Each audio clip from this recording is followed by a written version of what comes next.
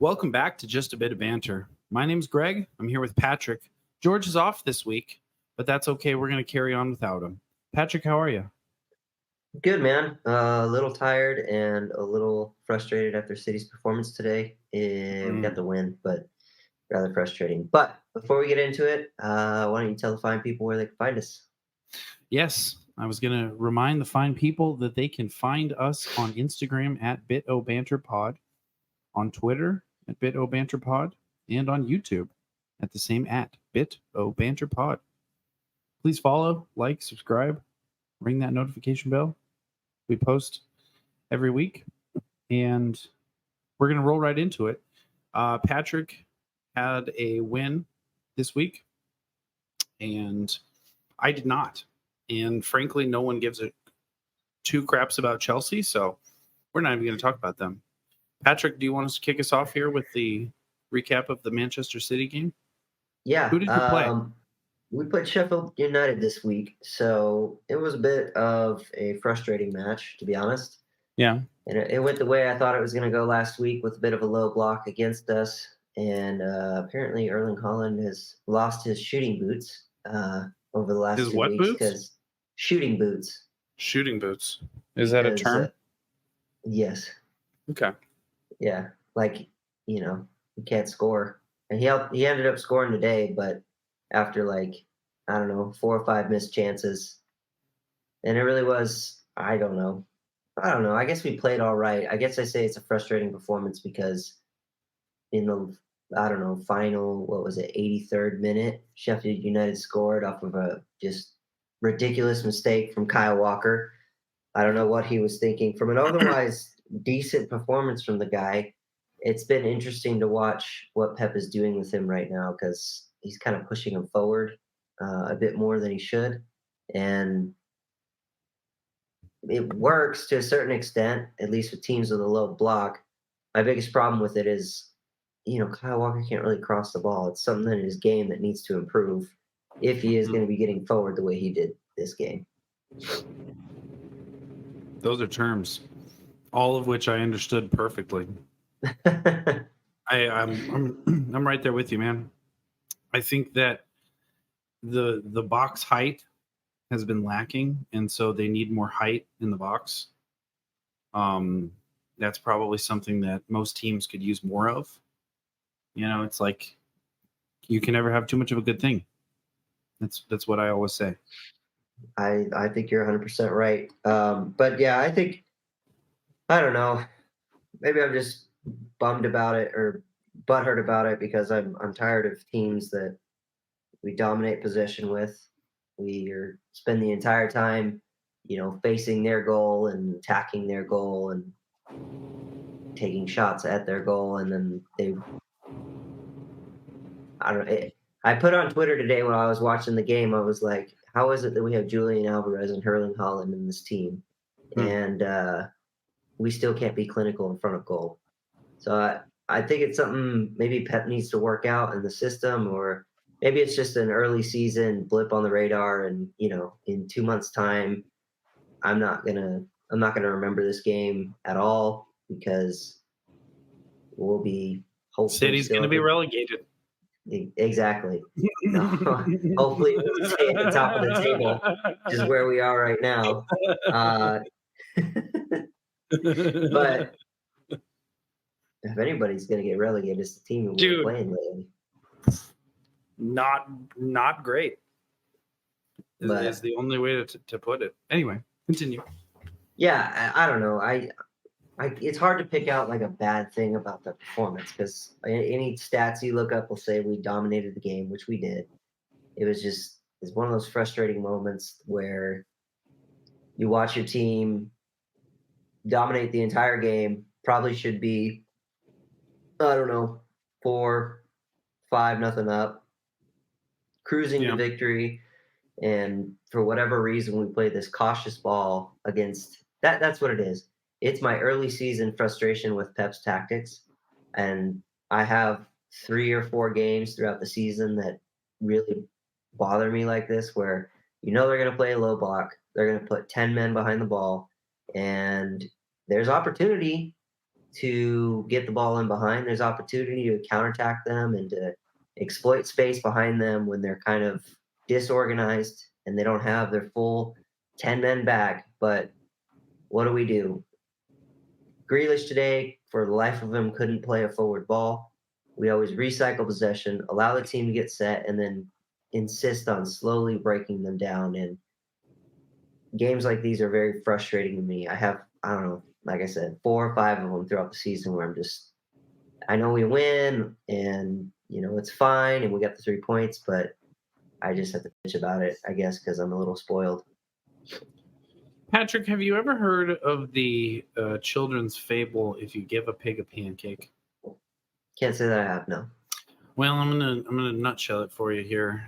If you give a pig a pancake, he's gonna want syrup to go with it, and then the next thing you know, you're signing over your house to him. That's how it goes, basically.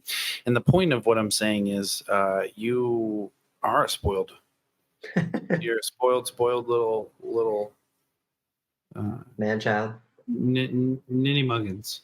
ninny muggins. Ninny muggins.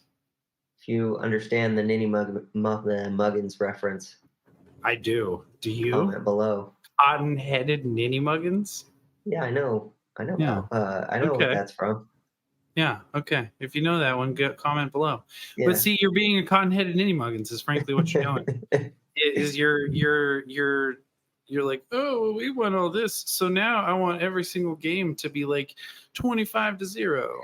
And Not quite every single game, but against playing a with, like, team our that's fourth string. clearly. Well, we did play our what's fourth the string football? today. What's the football equivalent with fourth? With different strings? Is it like B squad? Yeah, B squad. Is that what they call it? Rotated squad. Rotated would be squad. the term. What would be a squad you would not want to play on? Well, you look through that bench that we had today. Any squad that has those people starting, mostly it's not against those players at all or anything like that. No. It's just that bench is a bunch of kids. They're like academy graduates. They don't have a whole lot of time in the Premier League, so they lack experience. And yeah, I would say the Terror Squad, because I just don't know about Fat Joe, man. How did I know this was a bit that you were going to go somewhere with it? Because it always is. I'm never serious. I'm never serious at all. Ever. Never once. There was that one time. Yeah. There was one time. Only one time. Anyway, so what was the final score? 2-1. 2-1, Manchester City. Yeah. I mean, yeah, And they were playing Sheffield United as the team? Yes. I think ultimately it is one of those games that's it's kind of the reason I fell in love with this sport is like anything can happen in it. Like you're 1-0 up. Really, the team today, my team should be running away with that game. But Sheffield United stayed in it, stayed defensively strong and got a cheap goal at the at the How end of dare you disqualify the value of a goal, however cheap it may have been. I am the soccer god. I get to decide. It was a coupon. It was a coupon. 50% off that goal. So stop hating. In this economy, Patrick, you cannot be hating on a for doing that with the coupons. Clipping? Oh my God. You said clip it and I thought you were talking about your microphone. Oh, yeah, because musicians can only ever hear musician things. Yeah. I did the same thing all the time. But all the time. It's a cheap goal at the end against your team and that your team's dominated, so you feel that heartbreak and you're like, shit, we just dropped points in a game that we need to be winning. And set is clear because the start of our season, at least for us, is our first, I think, 7 games, we should be winning them all. Just no offense to the other teams. It's just based on the competition. I think it's our October that gets really tough. But it's a cheap goal, and you're disappointed and you're pissed off. And if you're like me, you're like kind of yelling at your screen, 7 in the morning. And then 5 minutes later, Rodri comes up with a goal. I will say this: the what led to his goal is really Phil Foden coming on, and I that's another part of the frustration for me is every City fan out there can see what the game needs. The game needed Phil Foden to come on in the 60th minute to be that Yeah. creative spark, to be that dynamic player that's going to drive forward, drive against their back line, and is going to be that player that's going to create something magical. And in like the 10 minutes that Foden played, I think he had 7 key passes. Or no, that's too many. He had like 2 key passes. He got the assist for the goal. Granted, it was just an assist by default because it deflected off his shoe or whatever. But the kid came on and was absolutely special and is He exactly touched what the that goal ball. did. Yeah, and he touched the ball like, I don't know, 20 times and always did something with it. And it's exactly the type of player you want against a team that's playing that type of low block. And you can see that it needs it from like minute 60. But we just refuse to make substitutions in order to bring that change and make that change happen. So again, I'm being spoiled right now, and yeah, I'm happy with the 3 points. I'm happy we're top of the league. We're 2 points clear of everybody else, which is great, especially after Arsenal dropped points today, um, or yesterday. I think it was yesterday against Fulham. But Yeah. yeah, I don't know. I guess I'm just feeling a little bit negative because I'm not feeling too well tonight. But I'm glad we got the 3 points. It's just It's better we than need I to. can say. I know we need to see At some least you got improvements. there 3 points. Yeah, And nil maybe we points. can move on to your game because I didn't get to catch your game, so you'll have to catch me up on it. But Yeah, well, you didn't I miss much. It was it not was a great. surprise to me though. I thought you were gonna beat West Ham convincingly, especially the way your performances have been lately. So, once again, I'm going to remind everyone listening that I really don't know what I'm talking about, which is what makes me incredibly qualified to give these educated explanations of this and recaps of these games. Really, I think what happened besides no hide in the box. First, problem number one, we can always assume that's going to be problem number one. But besides no hide in the box, they just couldn't break loose. They couldn't break through their line at all. They were holding them the whole time, you know. And there was a couple of instances where some people like slithered through, but it it didn't, like, you couldn't get anyone across, you know, like you couldn't get 2 people across, you know what I mean? Like, so you couldn't set someone up and then yeet it across and then yeet right in there. And then, you know, they just, I don't know, they just weren't looking great. You know, the first kick or the first goal was in minute 18, and it was, you know, it was just a superior play. It was just better. Then they had that free kick. I don't know if you saw this, but there was this free kick, and then this player got knocked out. He got his clock cleaned. He went up to head it, give it a header. I don't know whatever you call it, but and then he like collided, and he came down on his head, and he was out. And they had to do it. They had to like put. It was like 6 minutes they had to put on it the first half. Oh, really? Yeah, it was pretty physical. They were You know who it frustrated. was? It was a Sanchez. Souche. Souche. Souche. Yeah. Is a West Ham player. Does he play for West Ham now? He was today because he got his corn creamed. You like that? Cleaned clock. Anyway,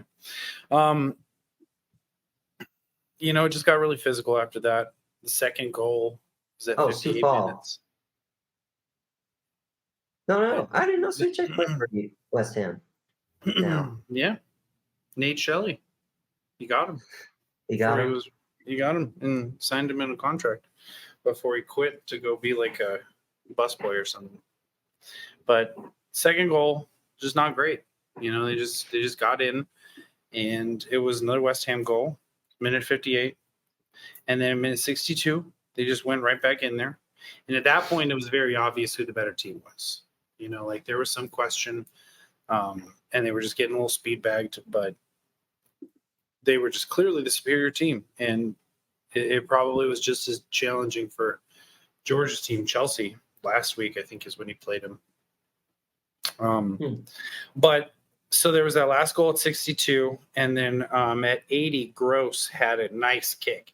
It was just a freaking pinpoint arrow. It was on the ground, tried and true, and it just went right in there. It was good.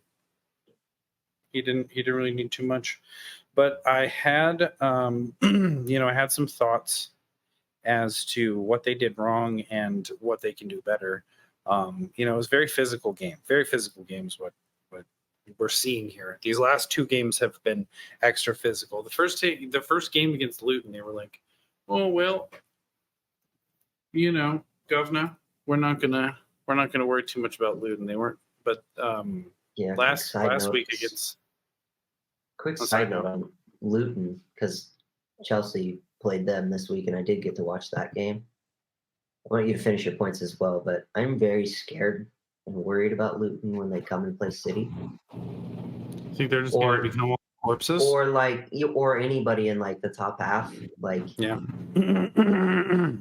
like Newcastle or Liverpool or Arsenal, even, because they're gonna die. Like I was literally going to be carted off the field in the corners, man. Like I really do feel bad for them. Like I'm not trying to be. That's why I'm trying not to bring too much on the City side of it. But like when they play an Arsenal or somebody like that, to be fair, they're not going to play as open. At least I hope they don't, because they will get slaughtered. Slaughtered. Honestly, Luton is lucky. Chelsea is not as clinical as some of the other teams in the league, because it was bad. But anyways, continue. It's quite bad. I mean, excuse me. At the end of the match, they were clearly, playing like they should have the whole time, which was very frustrating. They pulled Danny Welbeck, and then they put in. You had one of those games. João Pedro, I think is his name, or something like that. I don't know, man. Danny Welbeck didn't look very good this time. Matoma looked all right, but it wasn't as great as I would have liked to see, and it makes me really nervous for the next two matches, which is Newcastle and then Manchester United, respectively. They need to get it together, Terry. That's just a simple fact of the matter. I feel like I have a couple of ideas on how Brighton can improve their winning percentage. You should bring out a whiteboard to go over like step one. Greg's idea to improve Brighton. So I think the first thing is that there's step 2 question mark. Step 3 profit. Step 3 rake in all the money. There's too many players on the other team. That would definitely help. So if they had like one or two less players, I feel like that would be ideal. I think De Zerbi needs to get on that. The keepers, they kind of need to chill out a little bit. They're necessary, but they need to calm down. Not several seats, but like they need to take like 2 seats. Just calm down like a little bit. Like some stuff can go in. You just let it go in. It's okay. So I feel like if they can make those 2 things happen for these next 2 games, it's going to be far better. It's going to be just better. I'm thinking. So that's what it is. That's basically my recap of the game. Lost 4-1. 4-1. 3-1. I thought it was 3-1. 3-1. You're right. 3-1. Yeah. Well, West Ham's been surprising at the start of the season, but I don't know. Maybe you had preseason. I do know you're missing. Didn't you lose in CISO this week through injury? He had some international game, and something like Now that. he's out for a long time with injury. And I know he's a big part of like your creativity through the midfield. He's really good at driving the ball forward and kind of showing up in unsuspected places to score goals. Yeah. So Yeah, no, he was clutch. He was just putting it where it needed to go. Sometimes where it didn't need to go, you know, but it got there all the same. And CISO is a big loss. It's not great. sure. Yeah, not great at all. That was my recap of the game. And like we said before, George is not joining us tonight. Celebrating a little well-deserved time with the lady friend, his wife. I'm sorry. Not lady friend. So we're going to. She's Yeah, I know. graduated to above lady friend. That's on me. I've never met her. I'm sure she's a lovely, lovely lady. George talks very highly of her. So congratulations. I think they're celebrating an anniversary. So good for them.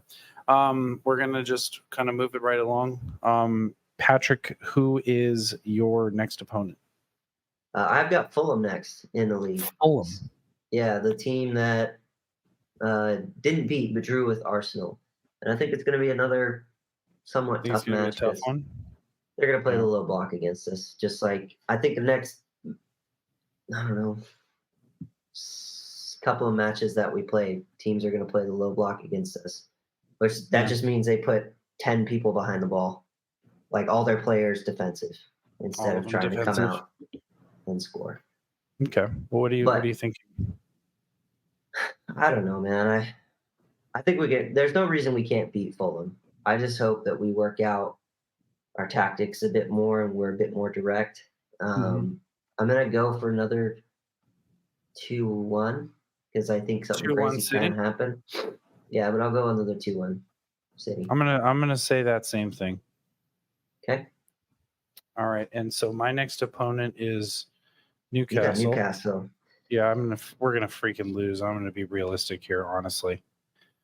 If they play like they did today, we're gonna get our fannies handed to us.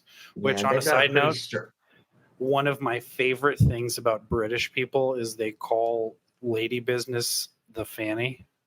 It's so funny to me. I love it every time. So I'm gonna say hopeful 2-1 Newcastle. That's hopeful. Okay. What do you think? Just to be different, because I think that's a reasonable prediction. I don't think you're going to beat Newcastle. I think you're going to struggle because they have a strong back line. I'll go 2-0. No, you're going to score. It's bright. I'll go 3-1 Newcastle. Okay. I think those are very reasonable predictions based on their performances today. So that brings us to the banter segment. Banter section. He's just excited that George doesn't have a section, so he can get to this quicker. Greg's gonna talk about some random shit. So I'm gonna tell you, I was actually having a hard time coming up with something to talk about this week. How do you have a hard time coming up with a banner section? The entire time you've been on this podcast, you talk about the most random crap. Yeah, I know, but see, I prepare the banter section. And I had thought about talking about other things that I've done this week. And then I had a thought on that dessert tonight. I am going to talk about pudding, which is something that is going to resonate with people listening to this, which maybe just like 2 or 3, but people resonate with freaking people over in the good old London and the good old United Kingdom. Well, they were going to resonate with it, but now they're not. They were, because now I sound like an idiot. Dude, people talk shit about British people's cooking. And to be fair, most of the time, it's accurate. It's accurate. On this. I will hear your thought. I will hear your thought. Some of the stuff is surprisingly tasty. Oh yeah. Tonight, for dessert, I had a sticky toffee pudding from Trader Joe's or Whole Foods. What is one of those two foofy stores? And my God, I haven't had something like that in so long. It was so nice. It was moist, and yet it was syrupy. It tastes. Have you ever had something called monkey bread, Patrick? Do you know what monkey bread is? No, I haven't. So it's something my mom used to make. I'm pretty sure this is the most common term for it. It's biscuit dough. You know, the biscuit dough that comes in the explosive packaging. Yeah. You take that out after you pull the pin, throw it, it blows up. You get the biscuit dough out. You cut it into like little like pizza slice looking things or whatever. You cube it up. It doesn't freaking matter at all. And then you make like this cinnamon sugary sauce, and then you pour it over, and then you put it in the oven and you bake it up. Ooh. Sounds good. That monkey bread is so yummy. I could eat like a whole pan of it, but I'll tell you what. You look like you eat a whole pan of it. If I feel like I eat a whole pan of it, dude. It's so rich. It's so rich. You will eat it, and then you will hate your life. You'll hate every decision you've ever made. And that's me every time I wake up in the morning. Yeah, just like, what am I doing here? What am I doing here? But my God, this pudding, dude. It had little nuts on it, and I think they were pecans. Yeah, they were pecans. They weren't cashews. They definitely were not almonds or peanuts. So we're going to go with pecans. Walnuts. And they were that baked pecans. So you know how they get like all like caramelly and they get like all soft? I know exactly. Yeah. Oh my God. It was just a little baby too. A little baby pie. And I was just like, man, I could fuck up an American size pie. Because that was a British portion for sure. It was like a small one, and I shared reasonable reasonable portion size. And then, but I could have fucked up an American size. A family size, an American family size. Which you know what? I'm going to be honest with you, Patrick. I can eat most things, most family size portions of things. I know you can. I've seen it happen. Oh my God, I am a fat tub of lard. You're fat. It's okay. Actually, the next time you see me, you're gonna remark how skinny I am. I see you right now. See my ribs. I do like that you're leaving your shirt just slightly open. Slightly askew. I can't grow chest hair. That's we need to get you like an even deeper V and then like gold chain. Oh yeah. Gold chain, bring back the glasses. I got my glass. I don't have my glasses here. Your sunglasses. And then your chain and just sup ladies. Sup ladies. He's single and ready to mingle. Talk about the football. Yeah. So back to pudding. Bro, I'm telling you, this is something that the Brits got right. This is so tasty. It's so yummy. Have you ever had one? I haven't even asked. I'm not even like the biggest pudding fan. I'll be honest. I'm not either. Normally, like Yorkshire pudding, isn't that just like lamb intestines and like corn? Peas. That's the thing about British people's cooking is they always put peas in everything, and peas really don't taste like anything except a little tangy and a little bittery. And I don't care so much for the texture. Like I'll eat peas if they're in a medley of other things. Like I don't mind British breakfast. British breakfast is English breakfast is like so a piece of toast with like a tomato slice and like what is it, poached egg? What is English breakfast? Because I think I'm pretty sure I had that too, and it's delicious. Yeah, eggs are a part of it. I think sausage are a part of it. Some bangers, as the Brits call them. Bangers and mash. Bangers and mash is delicious. I forget what holiday that is, that you eat bangers and mash. Is it? It's not one. It's one of the drinking holidays, but I forget which one. Full English breakfast typically includes bacon, fried, poached, or scrambled eggs, fried or grilled tomato, fried mushroom, fried bread, or buttered toast and sausage. And it is fantastic. Yeah, I agree. It's so good.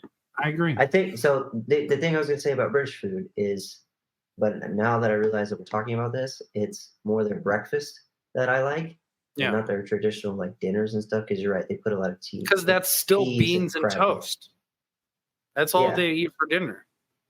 Oh, governor, your beans on toast is getting cold.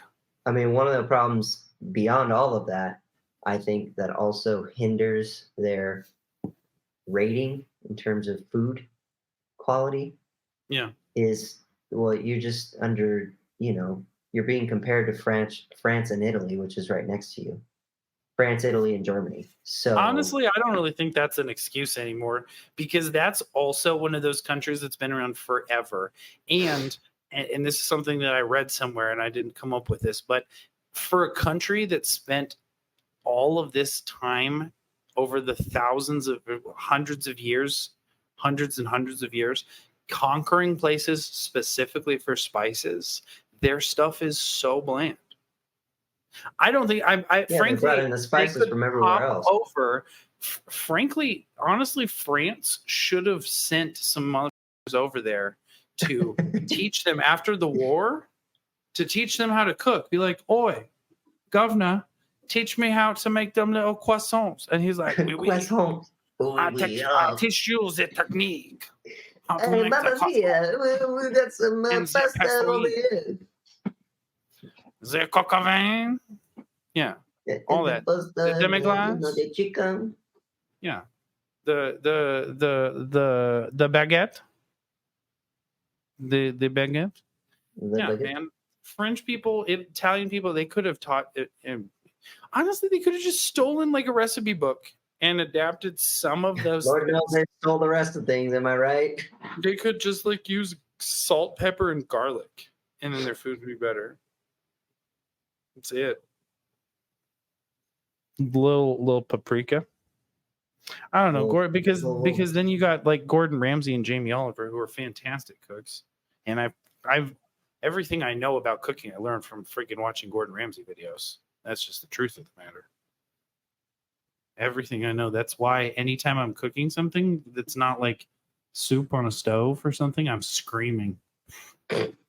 Where's the lamb sauce?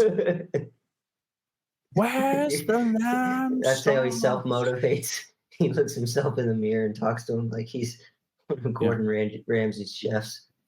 You shit. You're never going to be nothing. You're never going to work in this restaurant. And I'm never going to fix this restaurant. And I'm going to tell you something. Another thing that Gordon Ramsay does when he's about to fix a restaurant is he takes his shirt off. It's like, take your shirt off so we can fix this podcast. I'm going to tell you something about this fucking podcast right here. I don't know how I'm going to fix this podcast. I'm going to take my titties out and we're going to get views. Like and subscribe to my OnlyFans. I sell feet pics. Come get them. Dude, I wouldn't fucking buy my feet pics. I wouldn't buy feet pics in general. You're right. I think that somebody would. I would love to have a discussion with somebody who is a sexual fetish for feet, because I do not understand it at all. If you'd like to be on the podcast, if you'd like to be on the podcast, you can remain anonymous and we can even blur your voice out. But I would love to hear about why you like feet. Because I don't get it. Like, I don't dislike feet. I'm not like, oh, those feet are, unless they're like gross ass feet. This has been the most feet are gross. Segment ever. I said this has been the best banter segment ever. Yeah. Well, that's what I bring here, buddy. I bring the banter. I bring the feet pics. And I'm gonna move it up to ankle and then calf pics.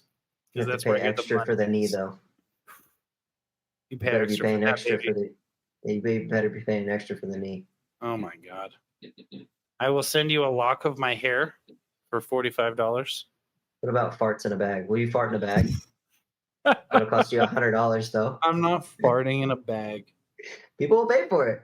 People Well, would pay for it. maybe not from Bath you. water? Bro, who would want to buy my freaking bath water? That's maybe so not you. disgusting. Anyone's bath water. Didn't Some they pretty get like lady- super sick? Because it's mostly chicks on there that make Yeah. money for real. Yeah. Because men are disgusting. We're terrible. That's so foul. That's so foul. But they drink it. Didn't they get like super sick? Did they really drink it? I feel like that's why they bought it, to drink it, which is foul. I'm getting Just sick your just talking stink. about this, actually. That's so gross. I don't blame you. If you have turned this podcast off, I don't blame you one bit. I think with that, we're going to end it here with the banter segment. Here. We don't have George here with us once again. Thank you so much for listening to Just a Bit of Banter. My name is Greg. I'm here with Patrick. Don't forget to like and subscribe. We have YouTube, Twitter, and Instagram, Bit of Banter Pod.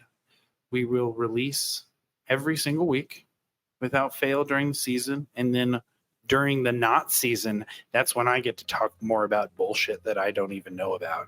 So stay tuned year round. Thank you so much, Patrick.